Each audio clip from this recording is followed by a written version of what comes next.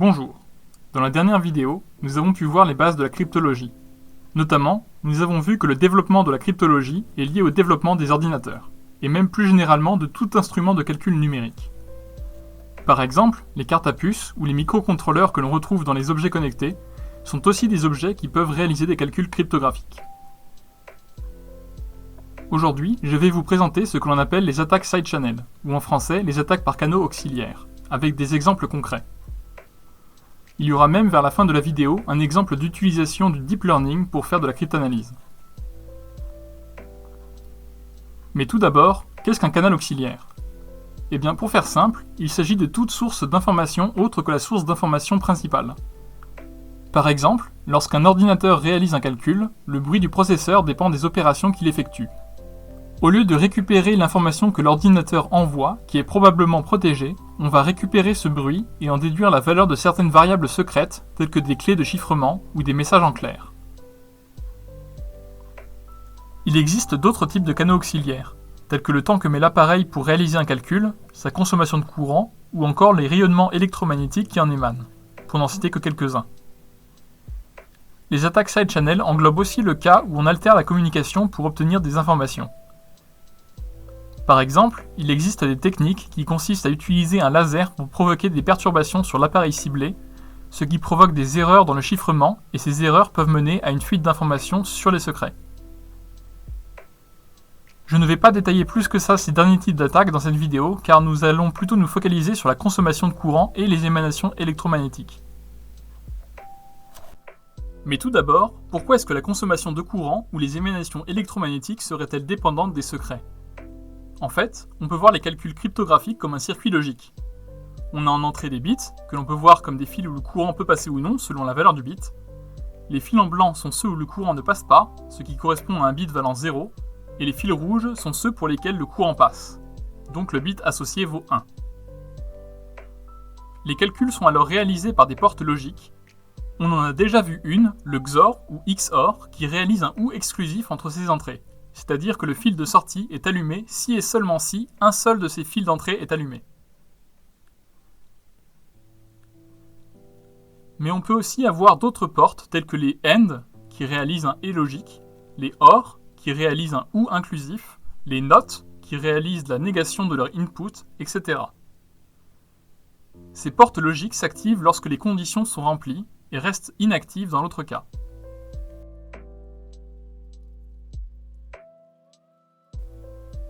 Pour réaliser un circuit, il suffit d'assembler ces portes logiques entre elles.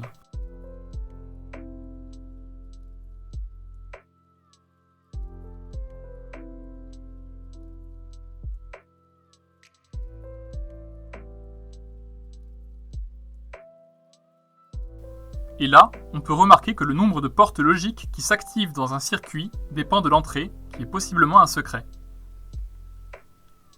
Et le nombre de portes logiques actives influe sur la consommation de courant. Ainsi, en récupérant cette donnée, on peut potentiellement récupérer la valeur des secrets. Jusqu'ici, on a vu des circuits opérant sur des bits, mais on peut aussi se placer dans un cadre plus général en considérant des circuits opérant sur des octets. Cela revient en fait à superposer 8 circuits identiques. Et alors, on peut avoir des octets en entrée et en sortie.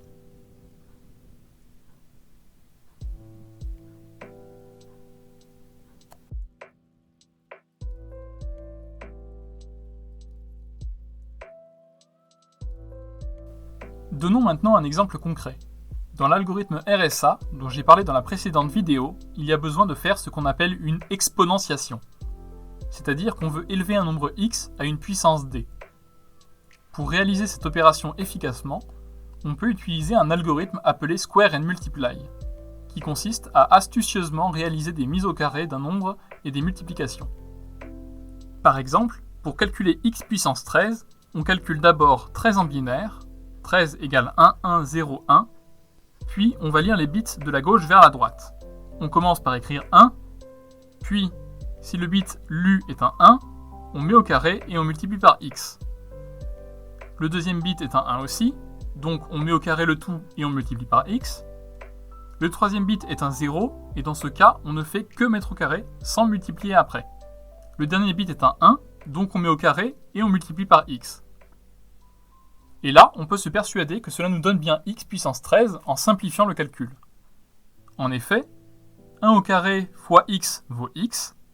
En mettant tout ça au carré, on obtient x carré. Puis, en multipliant par x, on obtient x cube. Puis, la mise au carré nous donne x puissance 6. Une autre mise au carré nous donne x puissance 12. Et enfin, la dernière multiplication par x nous donne bien x puissance 13. On peut aussi remarquer que c'est bien plus efficace que de calculer x puissance 13 de façon naïve. Au lieu de multiplier x par lui-même 12 fois, on n'utilise que 4 mises au carré et 3 multiplications. Sauf que le problème de cette méthode, c'est que selon la valeur des bits de D, qui est en fait le secret de l'algorithme RSA, on réalise soit une mise au carré, soit une mise au carré plus une multiplication. Et ces deux opérations n'ont pas le même coût. La multiplication demande plus de ressources que la mise au carré. Voici ce qu'on appelle une trace. C'est juste la consommation de courant ou bien le rayonnement électromagnétique au cours du temps. Si on sait que l'algorithme Square and Multiply a été utilisé, alors on peut directement voir sur la courbe les différents bits de la clé secrète. En effet, lorsqu'il y a juste un pic bas, on en déduit que le bit de clé vaut 0, et si on a un pic bas suivi d'un pic haut, le bit de la clé est 1. De cette façon, on peut récupérer tous les bits de la clé secrète avec une seule trace.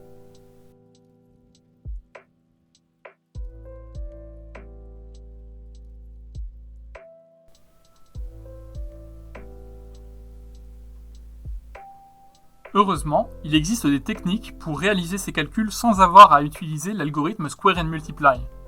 Et dans ce cas, la technique précédente ne fonctionne pas. Mais ce n'est pas pour autant que l'on ne peut pas attaquer ces implémentations.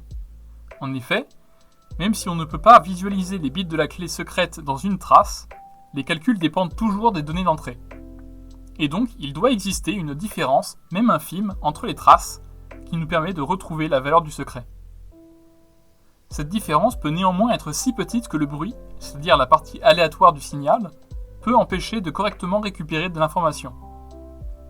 Cependant, il est possible d'utiliser plusieurs traces au lieu d'une seule, et d'agréger les informations qu'elles nous apportent. Cela a pour effet de réduire l'impact du bruit.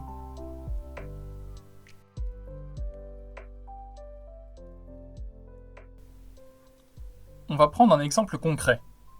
Voici une trace d'AES, un autre algorithme dont nous avons parlé précédemment. On peut même en prendre plusieurs et les superposer. En zoomant un peu, on peut remarquer qu'il y a de légères différences entre les traces, qui sont dues à la fois au bruit, mais aussi au fait que les données d'entrée sont différentes. Maintenant, imaginons que nous connaissions le texte en clair qui correspond au chiffrement effectué, mais que nous ne connaissions pas la clé secrète, qui est la même pour tous les chiffrements. Cette clé est constituée de plusieurs octets, mais nous allons juste voir comment récupérer le premier octet, les autres s'obtenant de manière identique. On commence d'abord par faire une hypothèse sur la valeur de l'octet de la clé. Supposons par exemple que cet octet de clé soit 36. On va alors séparer les traces en deux groupes. Et comment ces groupes sont-ils choisis ? Eh bien, puisque on connaît le texte en clair et qu'on a fait une hypothèse sur la valeur de la clé, on connaît les valeurs hypothétiques de toutes les variables intermédiaires de l'algorithme, c'est-à-dire les valeurs que l'on trouve au milieu du calcul dans le circuit. Ces variables intermédiaires sont donc des fonctions du texte en clair et de la clé. On sélectionne une certaine variable intermédiaire que je n'expliciterai pas car il faudrait alors décrire le fonctionnement interne de l'AES, ce qui prendrait beaucoup de temps. On écrit alors la valeur de cette variable intermédiaire pour chaque texte en clair. Puis, on répartit les traces en fonction d'un bit de cette variable intermédiaire. Par exemple, on peut choisir le bit de poids fort, c'est-à-dire le bit le plus à gauche. Si le bit de poids fort vaut 0, on met la trace dans le premier ensemble, et s'il vaut 1, on range la trace dans le second ensemble. Le principe de l'attaque est que si l'hypothèse de clé est fausse, alors le bit qu'on a choisi prend des valeurs totalement aléatoires. Et donc les traces sont réparties arbitrairement dans les deux groupes. Alors que si l'hypothèse de clé est la bonne, les traces sont réparties en fonction de la vraie valeur de la variable intermédiaire. Or, on a vu que la consommation de courant dépend des valeurs que prend l'état interne de l'algorithme, donc les traces dans les deux groupes possèdent des caractéristiques différentes. Il existe plusieurs méthodes pour exhiber cette différence, mais nous ne verrons que la plus simple. Il suffit de prendre la moyenne des traces dans les deux groupes et de soustraire ces moyennes. Et quand je parle de moyenne de traces, il s'agit d'une moyenne point par point. On superpose des traces, et on calcule la moyenne des ordonnées pour chaque point en abscisse. Ce qu'on espère trouver, c'est que pour une mauvaise hypothèse de clé, comme on l'a dit tout à l'heure, les traces sont réparties aléatoirement, et donc les moyennes seront les mêmes. Et en les soustrayant, on aura une courbe proche de 0 tout le temps. Et on espère que pour la bonne hypothèse de clé, la différence entre les moyennes ne sera pas proche de 0. On répète donc toutes ces opérations pour chaque hypothèse de clé, et l'attaque réussit si une hypothèse de clé se démarque des autres. Ici, par exemple, c'est pour l'hypothèse de clé 93 qu'on a une courbe qui se distingue des autres. On peut donc en conclure que le premier octet de clé est 93. On peut même voir quel est l'instant temporel où la variable intermédiaire fuit. On appelle ces instants les points d'intérêt. Il existe des contre-mesures pour réduire l'efficacité de ce genre d'attaque. Notamment, on peut ajouter artificiellement du bruit, ce qui augmente le nombre de traces nécessaires pour réaliser une attaque. On peut aussi créer de la désynchronisation entre les traces, ce qui rend ce genre d'attaque difficile. Et c'est là qu'on va parler d'intelligence artificielle et de son intérêt pour la cryptanalyse. Cela fait maintenant une dizaine d'années que l'utilisation de deep learning pour les attaques side-channel est devenue populaire. Cela provient notamment du fait que ces méthodes sont généralement plus performantes que les méthodes classiques. Aussi, certaines méthodes classiques dont je n'ai pas parlé ici ont du mal à fonctionner avec de grandes traces ou avec des traces désynchronisées. Mais le deep learning peut fonctionner dans ce cas-là. En effet, on a déjà vu dans une vidéo précédente que les CNN, normalement appliqués aux images, ont une résistance théorique face à la désynchronisation, car ces réseaux de neurones doivent arriver à apprendre quelque chose même sans connaître la position précise des objets qu'ils cherchent à identifier. Pour une image, on a vu qu'un CNN était constitué de couches de convolution et de couches de pooling qui s'alternent, puis une couche qui aplatit les données, et enfin d'un perceptron multicouche. Et bien pour une trace, c'est pareil, à la seule différence que les traces sont considérées comme des images en une seule dimension. Pour réaliser une attaque avec un CNN, il nous faut de nombreux exemples à lui donner. En entrée, on lui donne des traces, et en sortie, on lui donne une liste de probabilités pour les valeurs possibles d'une variable intermédiaire, choisie de la même façon que pour la méthode précédente. Par exemple, si la trace donnée en entrée a pour valeur intermédiaire 3, alors la sortie qu'on donne au CNN est 0 pour chaque valeur possible, sauf pour la quatrième, pour laquelle on donne 1. On peut voir ces probabilités comme un histogramme, où on a en abscisse la valeur de la variable intermédiaire V considérée, et en ordonnée la probabilité.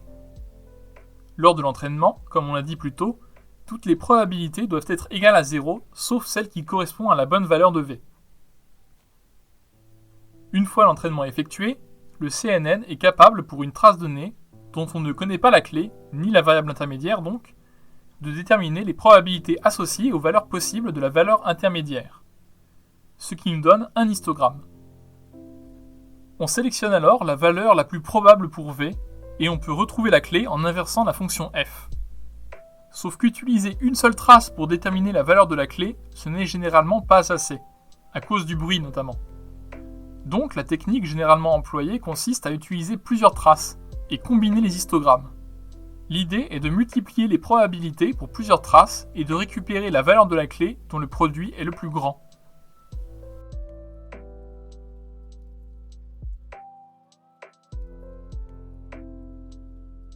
Il existe d'autres façons d'utiliser le deep learning pour réaliser des attaques side-channel et d'autres contre-mesures pour y faire face, mais cela nécessiterait plus de connaissances pour aborder ce sujet-là. On en a donc terminé avec les attaques side-channel. Si vous avez des questions par rapport à ce sujet, n'hésitez pas à laisser un commentaire, je répondrai sûrement. En tout cas, j'espère que cette vidéo vous a plu. Comme d'habitude, vous pouvez, si vous le souhaitez, vous abonner et activer la cloche. Merci pour votre attention et à la prochaine.